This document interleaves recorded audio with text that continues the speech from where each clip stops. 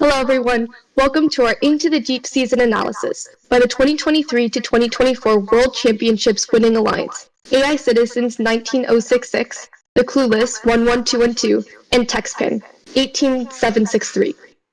Our goal is to provide an in-depth analysis of the game and various approaches to the robot design to aid teams' design process. These are not necessarily the best options, just our three teams' initial thoughts on the game. We highly encourage all teams to brainstorm designs and come up with their unique strategy before watching this video. For some quick introductions, let's start with Peru. Hello everyone, I am Peru. You may know me on Discord. I am from Team 19066 AICitizens, and I am the captain and lead CAD design. Ami? Hello, I'm Rami from Team 19066 and I'm the driver of the team. Hello, I'm Neil. I was the driver for Clueless last year, and this year I'm the mechanical captain and the mechanical design lead. So, I'm Danielle. I'm from the Clueless 11212. I'm the co-captain for outreach of the Clueless, and I'm also the human player for the team. Hello everyone, my name's Elena. I'm on the Clueless 11212, and I am a mechanical build lead and outreach lead. Hi everyone, I'm Josh. I'm from 18763 Texpand, and I'm the lead programmer and a senior mechanical member. Yeah, I am Ethan, also from Texpand 18763, and I actually co-captain with Josh, and I'm also senior programmer. Cool. Let's start with Rami talking about a breakdown of the game priorities to help us create a specific robot goals that will help streamline the design process. Hey, so I think the most important thing in this season will be the fast cycling to get more yellow samples than the opposing alliance. That could create a huge advantage, especially in the high-ticket games when you could be out of samples even before the end game even starts. Yeah, and I think also That's true. Yeah, maybe like also You can go. yeah, adjusting paths between your robots might be also quite important. There is a lot of open space, but if you're trying to come in at the same angle at the basket, or trying to place, I don't know, like clips at the same time, place the specimens at the same time, that might end up being quite a bit of a challenge. So you definitely need to work on strategy with who's placing when and what angles. Yeah, for sure. Yeah, I think we're gonna run out of specimens quite quickly. I mean, the yellow ones might even go out in the first minute of gameplay in high-level games, so it's a thing to pay attention to. Yeah, traveling from the pickup zone to the baskets is also going to be somewhat of a time consumer, so it's pretty important that you design your intake and deposit system to efficiently transfer the sample from one side or the other, or you just might have a pass-through mechanism. And another thing, placement of these specimens onto the chambers is actually pretty important, because if you place them horizontally, then that's going to waste a lot of space, especially since there's not an unlimited amount of space on the bars. So placing them vertically definitely gives you an advantage because you're able to place more.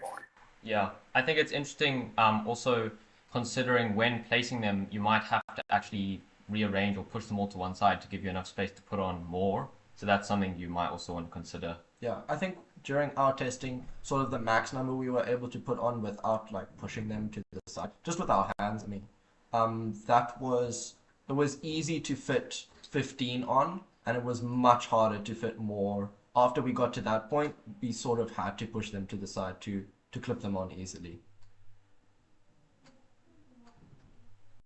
Yeah, and just a small side thing, I don't think it's necessarily relevant right now, but the game manual has not specified whether or not you're able to bring a specimen out and then bring it back with your robot to the observation zone to rearrange the orientation. I definitely think there's going to be questions about that, since the human player is going to be doing a lot this year. So, yeah. So another priority that the robot might also have this year is maybe a weight limit because of the overly complicated hang. It might require a good amount of power, so the robot might need to be lighter, even if there is no weight limit this year. Yeah, I totally agree. By having like a heavy robot, you're definitely gonna be a lot harder for hang, especially this season.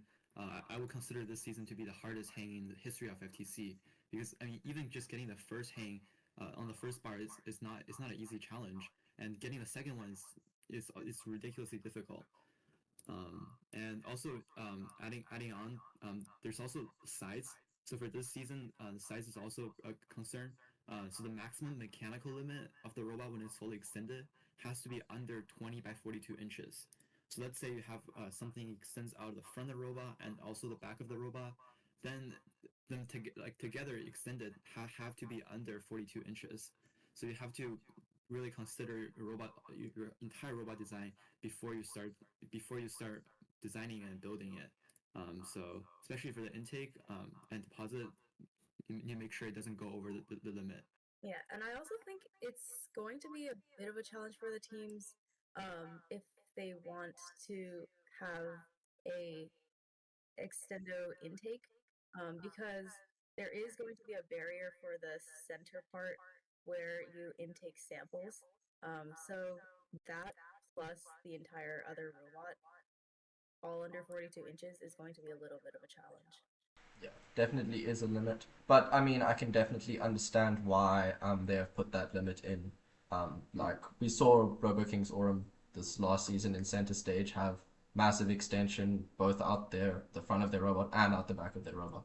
And having something like that, for example, on a turntable, some robot could just stay in the same place and cycle things, which would make the game, firstly, like much less entertaining to watch, maybe more fun to build, but you know, they have their reasons for things. Yeah. All right, let's move on to auto strategy. Josh, do you want to start us off? So to talk a bit more about auto strategy and kind of starting with the overall picture there, the big thing about auto this year is there is no randomization, which has been a big part in FTC auto for many seasons. I can't remember when it's out, to be honest. So yeah, this season without randomization, the biggest thing is actually almost the only thing you're going to be doing is cycling samples from the middle submersible to your top basket. You could go to the bottom basket, but your points per second is not going to be as good. Having said that though, just because there's no randomization doesn't mean that it's not going to be a high scoring auto, because the autos scores get doubled in teleop like in center stage as well, except that for this game it's actually 8 points and then it gets recounted. So it's actually 16 points per sample you put in, which is quite a lot actually. Yeah, and just something to add with auto, going like trying to get as many cycles as possible. Like Rami was talking about as well, trying to get those yellow samples is gonna be probably the best aim, best thing to go for, because at the end of teleop, or well at the beginning of teleop or whenever, they're gonna have less. The opposing alliance is gonna have less yellow pixels. They're going to have less yellow specimens to place themselves, and that's going to end up with quite a big advantage. Yeah, for sure. So I think I mentioned a little bit with the driver control about having different paths, so you make sure robots aren't sort of hitting into each other or having to wait. I think that's going to be quite a big thing for auto, because that basket, like the backboard or in the backdrop in center stage was quite big. And even there, it was a bit of a challenge to have two robots placing at the same time and coordinating it. But here we have to have two robots sort of placing in one basket. And that thing is a lot smaller. Sure, there's more space on each side. So I think that opens up the door for potentially you have one robot coming in along the wall on the one side at 90 degrees to the basket, and the other one coming in on the other side. They're both robots up against the wall. You could actually potentially place at the same time. It does depend on the nature of your deposit, but I think that could be a really good aim to, especially for later competitions where you're going to be cycling quite fast, to be able to have much easier coordination with other top teams. Yeah, and then one thing to say is doing clips in auto, like in driver controlled, it's only going to give you 2 more points to do one with the clip, turn your sample into a specimen, and having those extra that extra trip and that extra time is going to put a big damper or like be much slower in terms of points per second. But potentially, if coordinating autos and that is going to be tough, or yeah, depending on how auto is looking, it might be beneficial to try and do some of those samples, turn them into specimens inside of auto. It might be challenging to get that sort of robot moving and picking up and depositing going, but the human player is active in autonomous, which is a big change from from previous seasons.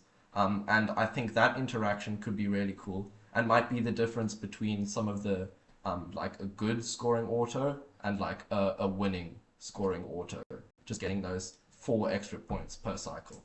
One interesting thing to add there would be that actually possibly having an auto strategy that when starting closer to the basket, you start with a preloaded yellow, and you actually just cycle directly from the 3 spike marks that you have available there with the yellow pixels, with the yellow, sorry, the yellow samples, and the rest of the yellow ones in the submersible. And then if you're starting further away from the basket, you actually rather preload with the clip and actually clip that one on before possibly cycling alongside your alliance partner.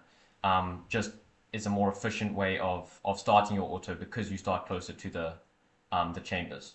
Yeah, and then you're also not. I see you. Then you're also not going to have like challenging interactions where you're both trying to pick up those yellow samples on the lines. All right, Elena, do you want to start talking about teleop strategy? Yeah, sure. So, as Josh already mentioned, yellow samples are definitely going to be the most optimal choice for both teleop and auto in the beginning, because then the opposing alliance can't take your color samples and you're taking the color neutral samples, which means you can get more overall. So I think just claiming possession of those in the beginning is going to be the top priority. And then also filling the top basket with yellow samples and then clipping all of your alliance specific samples onto the high chamber. Those are definitely going to be the most high scoring methods, especially since the lower basket is, I think, only 4 points. So yeah, so if you complete both the top basket and the clips for specimens, then you and your alliance partner can just immediately optimize how many points you have. Yeah, totally agree. And just to add on, the top bucket fits around 20 samples if you stack it really well. And but if you just randomly drop it in and stack it poorly, it will only fit around 15. So it's important that you carefully deposit the top, because then you'll be able to fit more inside and get more points. And also, because it only fits 20 samples, when you stack it well, I think at a high level game, it's very, very likely that you'll run out of space in the high bucket and you'll have to cycle on the high chamber instead. Yeah, that's a pretty good point. I think it's important for teams to note how exactly their deposit is going to work. I think when you drop the samples into the bucket, there is some amount of variability in how it drops, especially because of the irregular shape of the basket. So it's not going to be like center stage where everything just fits neatly together. Yeah. And I mean, I saw like just with directing things in, like we saw in center stage, people having like a cloth or a piece of plastic just to stop when it's dropped down, it doesn't bounce to the side or something. So having like curtains or things like we saw in center stage might be applicable. Another important part of teleop is obviously going to be coordinating with your fellow alliance partner. I think most teams will have definitely teams that are stronger than them and weaker than them on the same alliance. So it's just important to coordinate with weaker alliances to make sure you can still get enough yellows to not give the opposing alliance a big enough advantage while you're still getting as many specimens as possible onto the bar. Yeah, so one possible strategy could be like having one team do the yellows and other team to focus on the red or blue, so that both robots can be working at their max efficiency at all times. Yeah. I think it's interesting because you definitely want to complete both in terms of having 20 specimens and the top basket at least full of yellow. But it's mainly a case of order because you'd want to do the yellows first to make sure that your opposing alliance can't get more yellows than you can, and ideally you would get more yellows than them and still allow enough time to complete all the specimens towards the second half of teleop and into endgame as well, maybe. Yeah, it's gonna be, you're gonna really need to know how fast your robot can go and how much you're gonna be able to do with your partner. So I think definitely collecting metrics about your robot before you go into a big competition, I think that's gonna be quite valuable when it comes to discussing strategy in terms of like what you're gonna do. Like we saw in power play, like you could finish the 18 combs like really fast. And it was actually, in the end, if you had two really good teams, it was more about getting the ownership, like what's the best way to use your cones to get the points, a point edge over the other team. And I think that's going to be a lot of what this game is about, especially with those alliance neutral samples. Yeah, and basically, I think in matches when you have like 4 really good teams that could easily finish off all the samples, you can even get one of your alliance partners to just cycle the yellows on the low basket, just so you know that your opponent can't get them. Because actually, if you think about it, if you score a yellow, and like you get 20, each of those yellows is only worth 8 points. But if you score a 21st, like the 21st yellow, that extra 1 yellow into your low basket, you only get 4 points. But they lose out 8 points for that yellow. So you're actually going to get 12 points difference per yellow you take that they can't put in their top basket, which is more than any of those yellows that you're able to place in your top basket. So it's really about sort of cost-benefit analysis. Yeah, so another thing also that I was thinking about, while we're on the topic of coordinating with your alliance, I was thinking about how the scoring mechanics for specimens and samples is going to be a little bit different because samples you just drop into the basket, but specimens you do kind of need a good amount of force to actually clip them onto the bars. So I think there might be some sort of specialization between robots, between ones that can do specifically specimens and other ones that can do specifically samples. But I also think the highest scoring robots are going to figure out a way to do both efficiently with the same mechanism. Yeah, I definitely agree. It's one thing. Yeah, I totally agree. Yeah, because like how we saw how center stage was when the winning formula proved to be a small and fast robot and an extender robot. Now in into the deep, it might be a robot that can easily place on the bars to place the specimens on the bars, and one to just cycle the baskets really fast. Yeah, and just to add on to Lena's point about specialization, potentially, like for example, like if you're picking your partners, maybe you want to pick a partner that is like that can compensate for your weakness. For example, like if you're really good at specimens, you might want to pick a partner that can cycle the samples really quick, and vice versa. So this game is also strategic, not only just the game itself, but also picking your alliance partner. For sure, yeah. And that means you might not necessarily do the best in the qualification rounds because you can only do one thing really well. It doesn't mean you're not going to be able to do samples if you've specialized in specimens, but it means that when you get paired with another robot who's specialized in the samples, your team is going to be almost unbeatable then. Yeah, so I definitely think the best strategy would be to try and specialize in both, but that will require a lot of thought and careful consideration about what deposit mechanisms you're going to be using. All right, Neil, you want to start us off with endgame strategy? Yeah, sure. So in terms of the endgame, this year endgame rule is very simple, but it's also because the rule is just you have to climb up the bars. But I also believe that this year's hang is probably the hardest hang in the history of FTC, because I mean there's 3 levels. One is just one is just parking, and one is hanging off the lower bar, and one is hanging off the top bar while still being above the lower bar. So I mean, even just hanging off the lower bar is not an easy task if you think about it, because you can't. It's unlike center stage where you can directly go under the bar and just hang off of it. This time is you have to like kind of hang off the side, because you can't. It's really hard to cross the bar. So that's going to be a big challenge.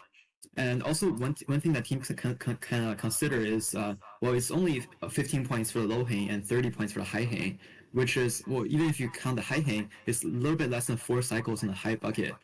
So potentially, if teams don't have time, hang might not be not good like a good thing to spend their time on if you can just focus on cycling the high bucket. Yeah, I definitely think like what Neil said there.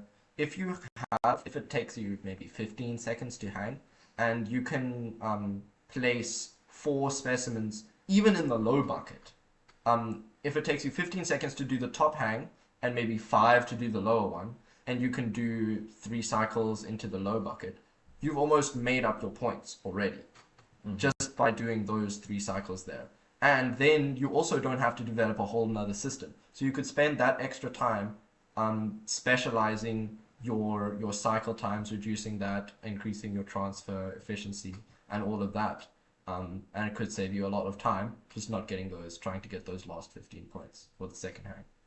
Yeah, and I think that's going to be a really good solution for like the start of the season with the league meets and all of that. But getting to more of the end of the season with the World Championship, I think almost all teams with already developed a system that can hang on the high bar really fast.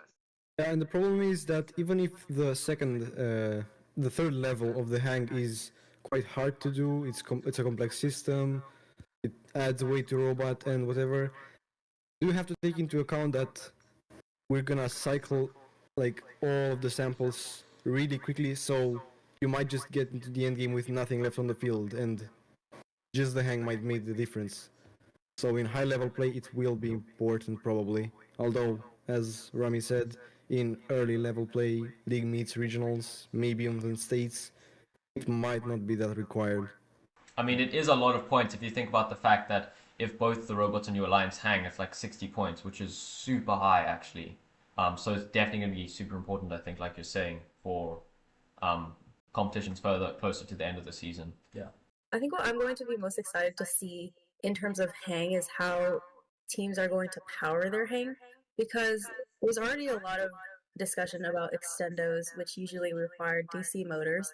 And for hang, it is pretty complicated because it kind of seems like you might need 2 hang mechanisms just to get up to the first bar, and then being fully supported by it, and then reaching all the way up to the second bar and being fully supported by that.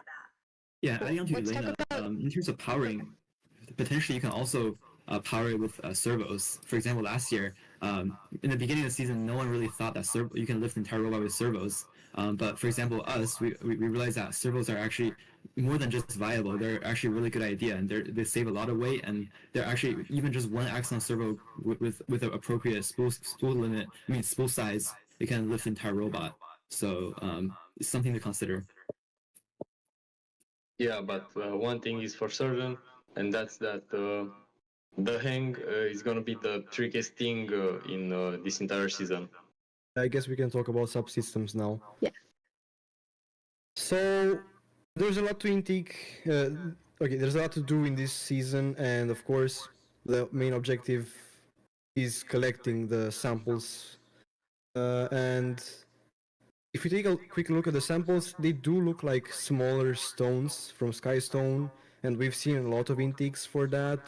There's also some intakes that worked on the yellow cubes that we had in Fright Frenzy, and so it is possible to make either a claw or an active intake system.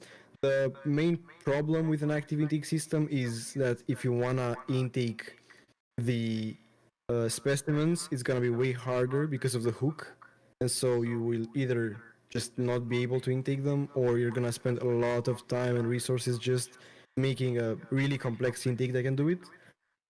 But the claw, it requires a lot more precision, but it can do like everything.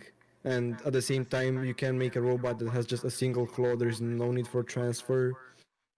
So, like a 2910 design, a yellow arm, cookie bots, just tiny modifications. And that would be it for collection.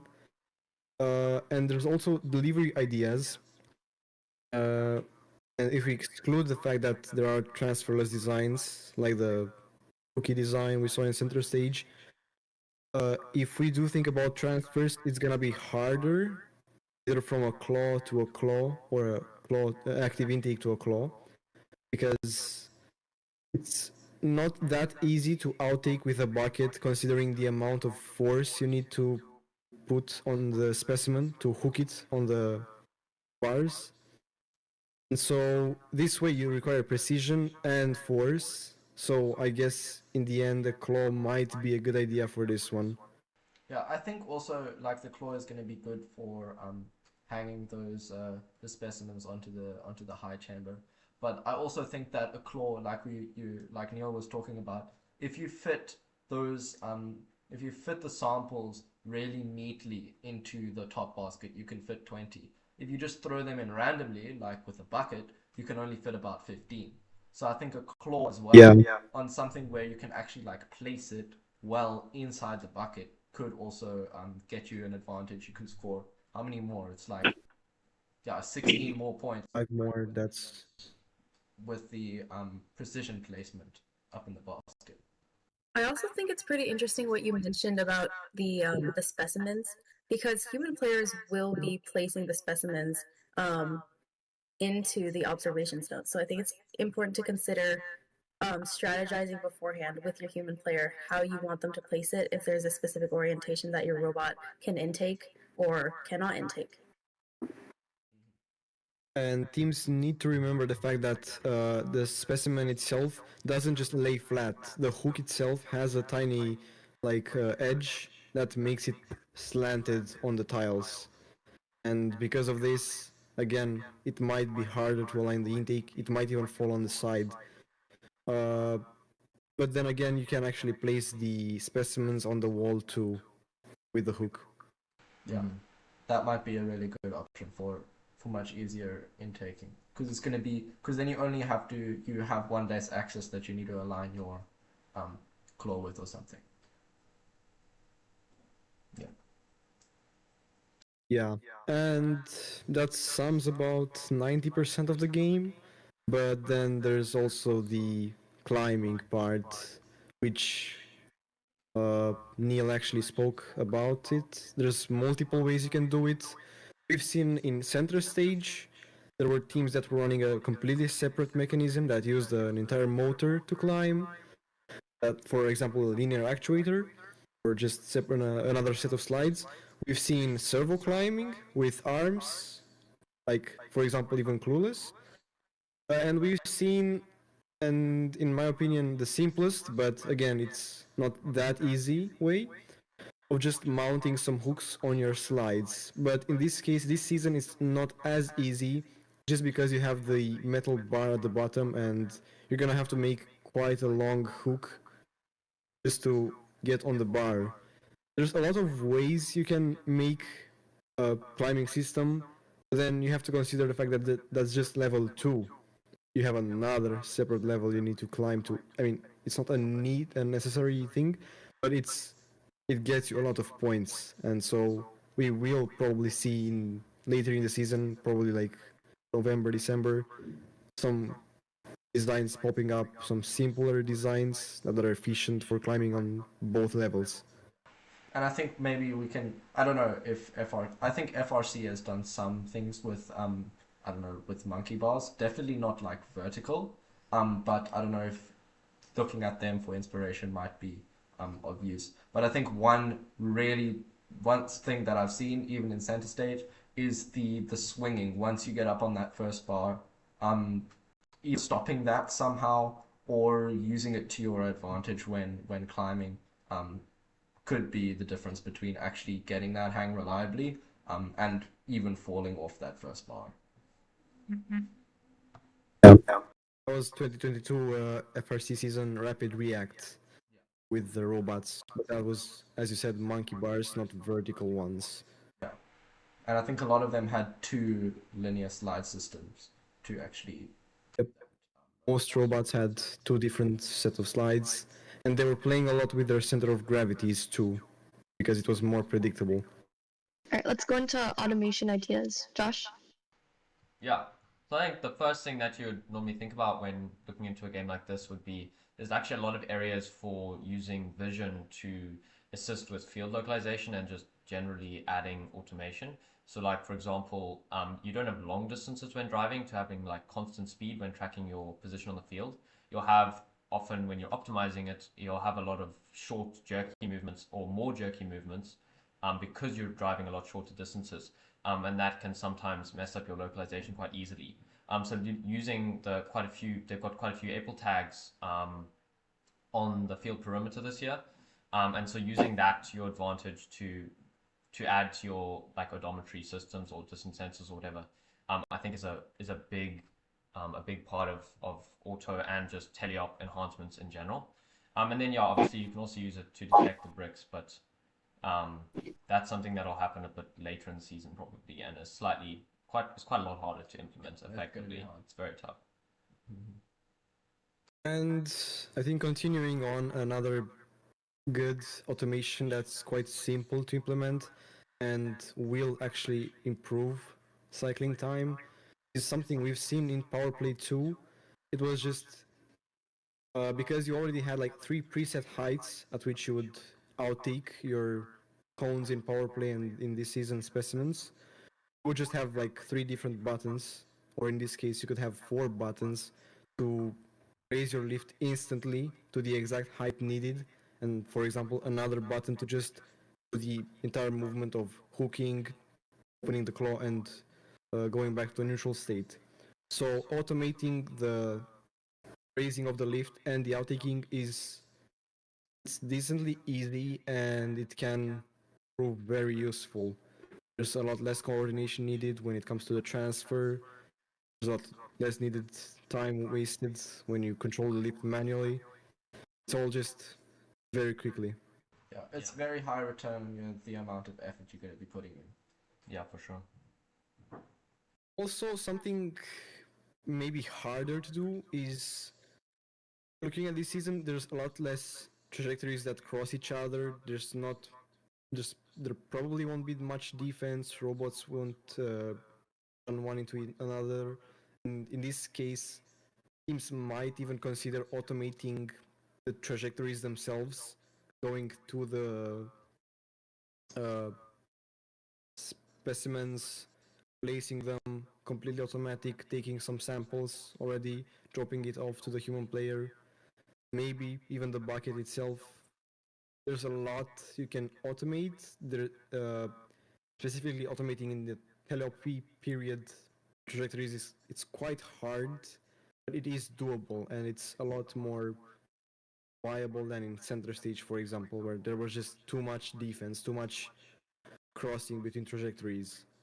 Yeah, I think that would be really cool to do that, and for teams to look into doing that. I think that one thing to consider when doing that is you definitely need to make sure you have some way of the drivers easily overriding it, stopping it, or just, if it goes haywire, or now there's a robot that's driving into the path that you know it's going to take or whatever, then you need some way the drivers can easily kind of take over or stop it or something like that. Yeah, and it fits well into the discussing of the paths that you're going to take to deposit things off with your alliance partner. So you make sure that when you sync up, or when you're placing at the same time or collecting at the same time, that you're not going to have collisions. All right, let's move on to our last section of unique insights. Sami? So I think the most interesting ideas that you can have for placing on the bars are clipping the specimens vertically, so that you save up way more space when trying to place them. I think another thing we've also seen is, I don't know, using like an arm to place them. I mean, the force is not going to be that much, but if you're using slides or something, or your main motors for your arm, sort of pulling it down with the arm or the slides or something to deposit it, or even like pulling it up on seems to work quite well in terms of the amount of force you can apply with those kinds of motors. Might be better than doing it just with servos. Yeah. Yeah. And then another thing, this is just sort of a random thought. With the amount of turning, the amount of cycling and the distance that's is needed to travel, you want to save as much time as possible. So maybe later on in the season, you might see, I'm just thinking, you have the placement or depositing slides potentially at a slight angle, so not like parallel with the side of your robot, like twisted to the side, and that might save a few, like, I don't know, like a few hundred milliseconds each time you're cycling, just in terms of turning, and that could increase maybe the amount that you're able to cycle by one specimen, which could be 8 points or 4 points, and that could actually be quite a deciding factor in a high-scoring game. Yeah. It could actually also help with the aspect of losing position on the field. If you are automating your trajectories like Peru talked about, turning less when driving will help you keep your position more accurately a lot more. Yeah. So it might even have a more benefit than just one cycle in terms of speed, because your automation's still working more precisely than if you didn't have that. Yeah, and especially with new teams who are starting out, getting new control hubs who that seem to have a slightly worse quality IMU than some of the older versions, this might be quite a good consideration. Although, having said that, they are releasing a new IMU, which could be useful, which could be very nice. Okay, yeah, that could change things. Yeah, I also think through automation, there's definitely an advantage to having presets of positions for your deposit mechanism, because you will be scoring at a range of different positions. You might have a different method of scoring the specimens than you have just dropping these samples into the basket. So I think instead of manually moving your deposit mechanism to whatever height you need, just having a preset on your controller for each one would be really quick. Thank you everyone for watching this video. We hope this helps gives you some ideas for the season. Please feel free to put any questions in the comment section or reach out to our teams via Instagram. We are so excited to see what you all come up with this season. Bye! Bye. Bye. Bye.